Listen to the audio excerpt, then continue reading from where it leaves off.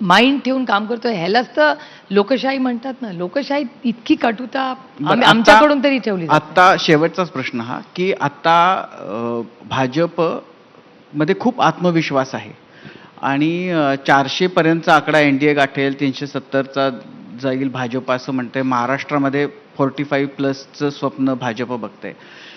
तुलनेनं महाविकास आघाडीमध्ये फारच संभ्रमाचं चित्र दिसतंय.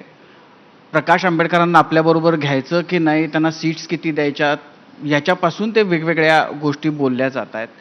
राहुल गांधींचं नेतृत्व, महाविकास आघाडीमधली चाललेली आत्ताची स्थिती, तुम्हाला या लोकसभेच्या निवडणुकीमध्ये काय चित्र दिसतंय? तुमचा परफॉर्मन्स कसा असेल? तुम्हाला स्वप्न पडतायत का की आपली सत्ता येईल वगैरे? हे बघा, लढायचं असतं. यश आणि अपयश हे आम्ही नाही ठरवत, हे मायबाप जनता ठरवते. एक दुसरी गोष्ट की त्यांची ती बॉडी लँग्वेज असते. 400 पार, कोणी बघितलंय 400 पार होणार का नाही, आणि त्यांनी इंटिमिडेट होतो माणूस की अरे बापरे ह्यांची सत्ता येणार आहे. मी नाही त्याच्या सगळ्यावर विश्वास ठेवत. या देशातून गरिबी गेली आहे का 10 वर्षात? त्यांनी घालवली असं त्यांचा एक स्वतःबद्दलचा गैरसमज आहे. 80 कोटी लोकांना आजही अन्न दिलं जातं. मग हा कॉन्ट्रडिक्शन नाही. एकीकडे तुम्ही म्हणताय गरिबी कमी झाली आहे, पण तुमचे फूड पॅकेट नाही संपले.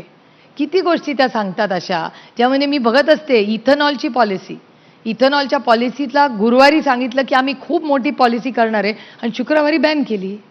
त्याचा डायरेक्ट इम्पॅक्ट साखर कारखान्यावर नुसता होत नाही, तो डायरेक्ट शेतकऱ्यावर होतो, त्याला जितके पैसे. कांद्याची पॉलिसी युटर्न सोयीप्रमाणे केला. त्याच्यामुळे त्यांचा आत्मविश्वास आणि त्यांची बॉडी लँग्वेज ही मी पार्लमेंटमध्ये इतकी जवळून पाहिलेली आहे की ते बोलायला लागले की मला असं वाटतं अभि और एक जुमला आ गया यार. आणि नंतर इलेक्शन नंतर ते म्हणणार की वो गले की हड्डी थी, वो ना बाहेर आ रही थी ना नीचे जा रही थी. हे पण या देशाने पाहिलेलं आहे. त्यामुळे त्यांचा आत्मविश्वास ही त्यांची स्टाईल आहे. आणि आमच्याकडे तुम्ही म्हणता सावळा गोंधळे, तिथे कुठल्या महाराष्ट्राच्या सीट अनाऊन्स झाल्या आहेत? त्यांना ज्या सोयीच्या सीट आहेत तेवढ्याच 150 अनाऊन्स केल्या ना त्यांनी.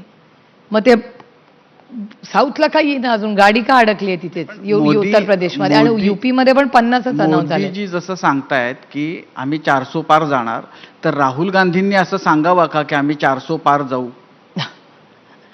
असं 400 असे काय नुसतं, याला काय म्हणजे याला एक खूप छान इंग्रजी शब्द आहे, जिंगोइझम असतं त्यांचं. ते जिंगोइझम मध्ये ते पूर्ण स्वतःला काल्पनिक काय आडाखे आहेत की काय चित्र असणार आहे लोकसभेचं इलेक्शनच्या नंतर? लोकसभेमध्ये महाविकास आघाडी आणि इंडियाचा परफॉर्मन्स हा चांगलाच राहील. आता मला एकच, हे 400 पार म्हणतायत म्हणजे आता आईस म्हणजे इन्कम टॅक्स, सीबीआय, ईडी, घरफोड, आता ते अजून पुढचे 15 दिवस किती करतील हे मला माहिती नाही. म्हणजे आता अशोकरावांची जी केस आपण सगळ्यांनी पाहिली आहे ती आम्हाला काय अपेक्षित नव्हती. आता ते मला वाटतं तुमच्या आणखीन कोणी असे आहेत की जे सॉफ्ट टार्गेट आहेत तुमच्या दृष्टीने? ते देशभर चालतं. ही पॅन इंडिया एजन्सी आहे. ही काय एका राज्याबद्दल सीमित नाहीये. पण तुम्ही आकडा सांगत होता, मी मध्ये तुम्हाला टोकलं. नाही, आकडा असा मी नाही सांगू शकत, कारण का मला देशाचा अभ्यास नाहीये. पण साधारण सर्वे आणि मूड जो दिसतोय तो महाविकास आघाडीला 26 आणि उरलेल्या त्यांना असा मूड आहे. पण त्यांच्या आता किती तुम्ही त्यांचं विचारलं तरी अजूनही ते म्हणतात आम्हाला माहिती नाही कोण किती सीट लढणार आहे.